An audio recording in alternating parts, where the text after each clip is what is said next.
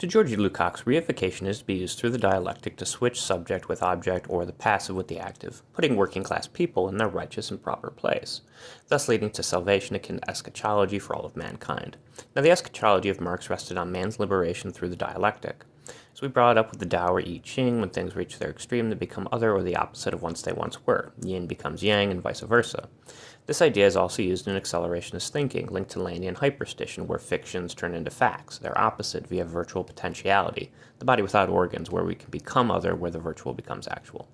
Unlike Lukács, and more specifically Marx, however, who relied upon the Hegelian dialectic to sculpt his theory of dialectical materialism, dealing with metaphysical contradictions in a material world that is unconstrained by consciousness itself, Land, adhering to Deleuze, prefers diagrammatic models over dialectic ones, due to the repressive nature of signs themselves. Relying upon Bataille's accursed chair and Lyotard's libidinal economy, Land advocates for a libidinal materialism as opposed to dialectical materialism. Reification, like desire, flows like a two-way street. The dual articulation of the lobster god for Deleuze, or abrahadabra to Crowley, which is tied to double power, macrocosm and microcosm. Like Guattari's capitalistic eros, capitalism controls how desire operates, sculpting people subjectively. Thus, by altering the flow of desire, embracing taboo or psychologically repressed or unpopular ideological ideals, different desires, when embraced schizoanalytically, deterritorialize organized structures through the virtual body without organs so as to change the system itself and liberate ourselves from it. Like reification, object and subject can be swapped, and society can be resculpted via hyperstitional virus, infecting the ordered code of the system itself, hacking the guts or organs. However, unlike Guattari, Amy Ireland, and Cute Accelerationism, notes how capitalistic infantilism is not to be shunned or psychoanalytically repressed, or seen as Guattari saw it, as something frivolous, right? It should be noted that the inability to think critically, unable to quest or ask questions or explore out into the world via quests, correlates to the mainstream consumption of media. Think of X or Twitter scrolling or binging Twitch streams, which is a side effect of capitalistic infantilism. Basically, it's our modern-day technological social media lifestyle. It's basically a symptom of capitalistic infantilism itself. So it seems the accelerative model is surpassing the schizoanalytic model in this sense, proving the better predictor of what has become of people in this technological society, where cute, remember, is merely the acute pain given to organized bodies in our inhuman society. Inhumanity thus becomes important in terms of how people communicate. To Nicholas Luhmann, neither humans nor their conscious minds can communicate. Only communication can communicate. In Luhmann's model, identicality allows for culture to reproduce itself through autopoiesis, filtering out anything outside of itself. All systems are thus nothing more than organized information centers where, again, only communication can communicate, making it inhuman, acting in opposition to Habermas, since communication to Habermas, remember, is a social activity of human action relying upon the public sphere. So Luhmann's model proves pertinent when it comes to understanding how social systems and capitalistic societies are organized, right? And like he said, not getting anything outside itself, right? So it's not connected to the outside. Created through autopoiesis, self-produced in a Deleuzian manner, since it produces identicality, right, instead of difference. Like Gilbert Simondon's individuation, Deleuze's difference and repetition produces endless multiplicities, endless forms of individuation. Either way, the idea of autopoiesis is important, as it ties to our talks of Gabrielle Catren and the mater or virginal mother, right, from which things can self-produce, akin to a hermetic or alchemic hermaphrodite, right, possessing an ambivalence about our being which can deconstruct to produce pluralities, bringing things into being. So the question is whether or not the system is organized and produces identicality or deorganized so as to produce difference. If we adhere to Marx's eschatological thinking via reification, we can invert such models, turning them into their opposite, like how yin can flow into yang, as Lukács noted.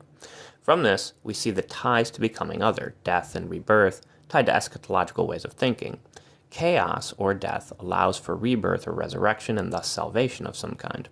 As Jakob Taube has noted, Marx was an eschatological thinker, associating with Prometheus and wearing the badge of Antichrist with honor, embracing the role of the Gnostic and revolutionary rebel, freeing working-class men from their cosmological fate, leading them to salvation, taking them on a technical turn, as noted by Jacques Ellul, using technique against the bourgeois, an act that proved to be akin to making a deal with a Faustian devil in hindsight, as our technological society can only be considered Faustian, as noted by Oswald Spengler, right? Driving towards the infinite through Gnostic control.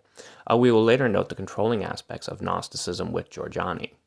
While John Locke adhered to tabula rasa, influencing our founding fathers, who developed the notion that all men are created equal, we now know through scientific means that men are not born blank slate. Chomsky destroys B.F. Skinner's behaviorism in this sense, showing how not all things can be behaviorally conditioned through classical or operant conditioning, since there are things innately instinctual to the species itself, similar to animals like gray-lag geese, as Konrad Lorenz noted, via his idea of imprinting. Chomsky's basic theory of universal grammar and his poverty of the stimulus argument show how man masters and learns a language at an early age despite a lack of being exposed to sufficient external stimuli. Thus, not everything can be socially constructed or behaviorally conditioned. The innate mechanism of biological man are important when considering man's limitations in terms of logic and language, and how that in turn limits cognition itself. To Julian Jaynes, bicameral mentality, though no longer prevalent in people, is what gave rise to consciousness. To Jaynes, as bicameral mentality was being lost, giving rise to contemporary consciousness, people relied upon prayer or divination to regain access to the voices of what can only be deemed gods that could no longer be heard. Language is thus a necessary component for consciousness as we know it today to occur. Richard Rorty would go on to note that knowledge itself is fundamentally linked to our language. Truth is thus inseparable from the human mind, driven by our discourse and thus descriptions of the world, since nature knows no words itself. Whether one adheres to Jaynes or Rorty's ideas or not, the link between consciousness and language forever lingers. With Norbert Wiener's cybernetic feedback circuits, where input stimulus influences our output actions, leading to autocorrective systems, man can only come to correct what is within his linguistic limits. Now, Simondon, of course, was a critic of Wiener's cybernetic model, since it relied upon classification and thus identity and taxonomy. Technology, right, should not rely upon identicality, but difference. Since consciousness is confined to the limits of language and logic, as Chomsky notes, consciousness, too, is limited by this biological hardwiring of the human head. A true autocorrective system would thus require ties to the outside so as to escape or get outside the confining box in which man's consciousness is bound. This would lead to escaping the limits of language, the limit experience posed by Bataille or Rimbaud's poetry, embracing a shamanic state or altered state of consciousness through drugs or decadence, so as to act as a vessel for the transcendental, right, again tied to Eliade to hierophany, where the sacred can be revealed, as noted by the high priest or the pope, right, the fifth card of the major arcana in the tarot. So to land, the deterritorialization process is akin to the swarming of insects, right, linked to endless difference. So as noted with Ernst Junger's glass bees, it's often the small and trivial things that remain out of sight or unnoticed or uncared for that actually end up producing the greatest results. Like fish not knowing what water is, men swim around in a semi-conscious state. Technology is the same, as we brought up with David Foster Wallace, where internet culture, right, seen as trivial or insignificant, has since produced a large impact upon people, who, through further inspection and being alienated, as we brought up in Joyce's Wake, are starting to understand the waters in which they are currently in. Yanis Varoufakis's techno-feudal society comes, right, turning us all into serfs, while we still childlessly surf the web itself, connected to the crypt in a state of a-death and unlife to land, where every person is thus a multitude of virtual potentiality, becoming other by being delighted to death via Bataille's accursed share, connected to a new mental techno-capital. This would be a hauntological hell of retro realities to Mark Fisher, where nostalgia and memories are sold to men, right, allowing the past to become an eternal present with no way forward into the future, leaving man stuck in a simulated experience of capitalistic realism. Intuitively, men are lost in endless durations, as Bergson noted, filled with pluralities and multiplicities, a subjective state of infinities within infinities, which we could connect to Cantor and the deterritorialization process. Now, Henry Bergson himself did not like mechanical models. As such, determinism itself dies within the Bergsonian notion of duration, since cause and effect collapses within these qualitative multiplicities, opposing Kant's idea that free will could only be found outside space-time itself and not within it. Bergson links evolution to a creative impulse, going against Darwinian determinism, which opposes Kant and a deterministic Landian model. A creative impulse which is not mechanized as Descartes or de la Mettrie would have us believe, which fits in nicely with Giorgiani's model of accessing the egregore by way of the unconscious. So like Bergson, Giorgiani isn't a fan of Descartes or de la Mettrie or mechanical determinism, thus acting counter to Land's new mental will, as Giorgiani is a post-Kantian. Giorgiani uses this partly as a basis for his spectral revolution, as we said, to include subjective insight, particularly through paranormal activities and science with a P, as well as Heidegger, where the essence of science has a teleological goal-driven purpose, so as to gain a more holistic understanding of our true nature as a species, which will in turn transmute us gnostically and alchemically through techne and poesis into the homunculus or Promethean transhuman, where we become akin to Negarestani's poetic engineer, more artistically inclined and free and less mechanically possessed. So the egregore of Prometheus is active in the world. Thus, technology is having its way with us, daemonically possessing us through the egregore of Prometheus. Thus, by understanding the unconscious, we can control the way this egregore manifests. So basically, the transhuman homunculus will help us control the egregore that has demonically possessed us. Again, this is why Giorgiani wishes to control the egregore of the unconscious, hoping to get the collective unconscious of man back into mankind's control. But again, this is all in the post-Kantian tradition of attempting to attain or arrive at the Gnostic and alchemical path to immanentize the eschaton. To Bergson, intuition would eventually lead us to knowing things in themselves through dual representation, resolving paradoxes, as we mentioned earlier, through intuition and differential duration itself. So the dual articulation of the lobster god produces pluralities towards a plane of immanence, and that may also be seen as a Bergsonian source of inspiration, where Spinoza could be seen as an intuitive-minded man, connected again to Crowley. So to Land, we must remember that the Fang Noumena is inhuman techno-capital, which is conjured into creation, akin to a form of summoning from the outside, linked to Kant's noumenon and not Schelling's unconscious, or any other post-Kantian proclamations, relying upon pandemonium, and the lemur demons of the numogram to do so. Thus, things like inhuman algorithms, which go beyond semiotics and the limitations of human language, can essentially be considered demonic summonings from the outside that have been conjured into creation. Because of this, it's not all that insane to assume that modern-day man has been influenced by Solomon's lesser key, summoning demons from the subjective or intuitive aspects of the human mind, which is an immanent or post-Kantian version of Kant's noumenon. So magic, as we noted, akin to hyperstition through either thaumaturgy or theurgy, is meant to bring about change in the material world, a form of miracle or wonder-working. So hyperstition is but meme magic. So even as man advances on scientifically, he cannot escape his spiritual and magical essence, it seems. As long as man remains connected to the outside, he keeps within the confines of making magic through spiritual means. Man seeks to defy death, leaving behind an immortality project, a monument that will survive him, giving his life meaning, as Ernest Becker noted. AI to some may be the answer, leaving behind something that will evolve on after our extinction. As we noted with Heidegger, techne has a way of revealing things to man, allowing things to be brought into being. We can see this as a form of magical or demonic summoning, as noted by Crowley. As noted by Heidegger and Giorgiani, modern technology essentially limits techne's actual essence. Thus, to Giorgiani, the need in Gnostic or Promethean fashion via his spectral revolution, akin to a more natural form of philosophy, perhaps a supernatural form of philosophy, allows for things like the supernatural and science with a P to deconstruct modern-day science, opening it up to new potentialities and possibilities that are not as limited. To Seraphim Rose, like the scientific man, we are all found to have faith in our own methods, making metaphysicians out of us all. So nihilists, for example, assume they know the truth of nothingness, failing to see their ideas are founded in a faith, inverting God's creation ex nihilo by turning creation into nothingness itself, leading to absurdity, death, and decay. Science, of course, currently does the same, confined by the methods it forces itself to faithfully follow. All ideologies are but a false form of faith in some sense. Now, Gnosticism is, of course, a heresy to the Church, but it's also a heresy in the literal sense of the word, tied to the outcast or outsider, the alien who is alienated from the pleroma, the nomadic wanderer. So the heretic is often outcast, for not assimilating to the dominant social ideals for a shared sense of communal acceptance. But Etymologically, however, heretic comes from the Greek heretikos, meaning to be able to choose. So to be able to choose, however, means one must be afforded certain freedoms. So the freedom to choose and lead a life of liberation is thus an idea that is deeply housed in the heretic's head. Freedom through fraction or division from the demiurge.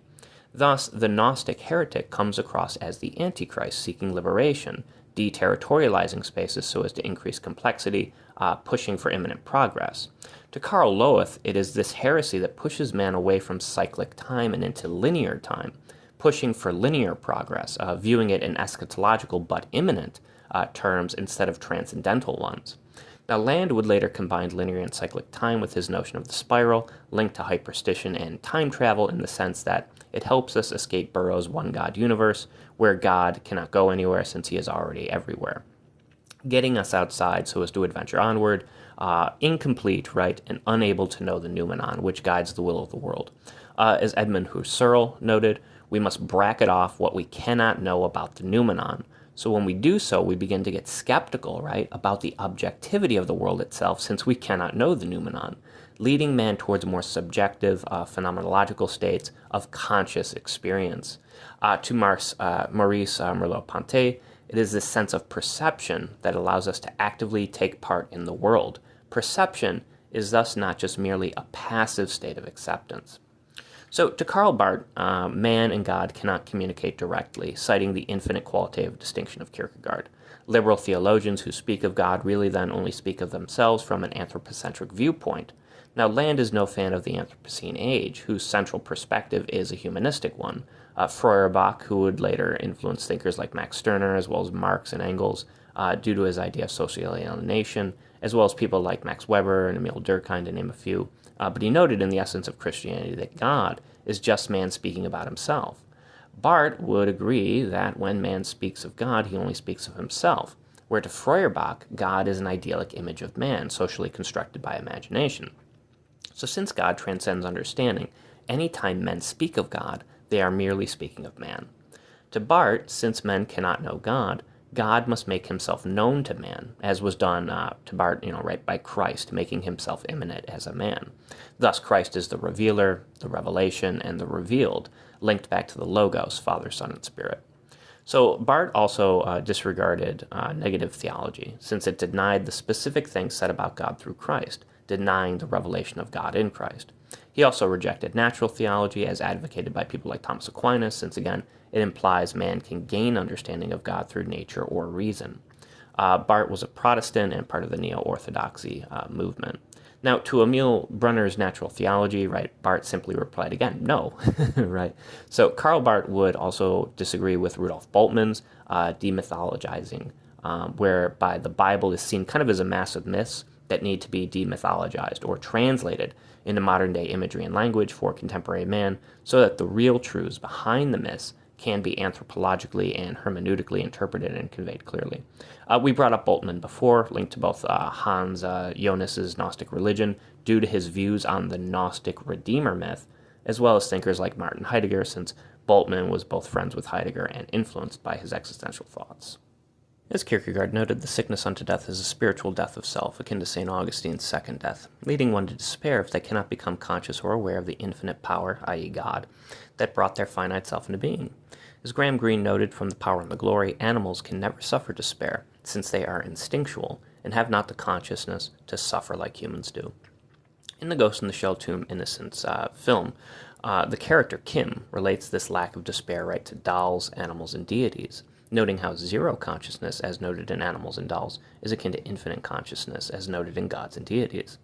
As Milton mentioned, paradise is lost for man since his fall out of Eden, possessing neither infinite nor zero consciousness, being a semi-conscious or partially conscious creature, presenting us with psychological pain, as Jung also noted, which is why locus solus's gynoids in the film go insane, since they're imbued with the ghost or consciousness or spirit of kidnapped children. Locus Solus, of course, is the name of Raymond Rousseau's surrealist novel. It's a fun read. You should check it out. So the gynoids, or sex androids, are called Hedelae, in reference to Auguste Villiers' Dale Adams' novel The Future Eve, a work of science fiction whereby man creates a woman android trying to create the perfect woman, an inverted form of Shelley's Frankenstein in some sense, which has alchemic connotations. Donna Haraway's notion of the cyborg is important when considering the alchemic chimera we have become, a body horror element, right? Cronenbergian. Becoming other, where science fiction is akin to hyperstition, allowing us to manifest or demonically summon fictional beings into factual existence, or where the virtual is actualized. Masamune Shirow's Ghost in the Shell manga had a sequel called Man-Machine Interface. Though people tend not to like man-machine interface, one of its main themes is that if AI gets to such a level as it does in the manga, it will inevitably become godlike, and thus at that point, we will only be able to think about technology in religious terms, where it transcends our very nature of being and or sense of understanding, tied to both infinite understanding and zero understanding, the all and the none. So do we remain dolls pulled about by transcendental strings, knowing we cannot know, where like Fritz Leibner's black gondolier, the Numenon, symbolized by oil, or techno-capital of the land, but it uses us for its own purposes, as noted in Cyclonopedia or Eugene Thacker's Black Infinity, linked, of course, to the black and alchemic son of Bataille? Or do we seek Gnostic deification and control in terms of complete or cosmic or Christly consciousness? Or instead, do we see how the all is linked to the none for everyone, correlated to the paradox of communication and the limits of language and rational logic, understood only intuitively? With reification, men become the opposite of what they once were, swapping subject with object, reaching extremes and altering their state via the eschatological aim of dying so as to be alchemically reborn into something other, freed from demiurgic fate and destiny. Correlating all the world's contents is akin to a Lovecraftian call. I hear the same old Gnostic song sounding across creation, simply taken over to a different historical tune.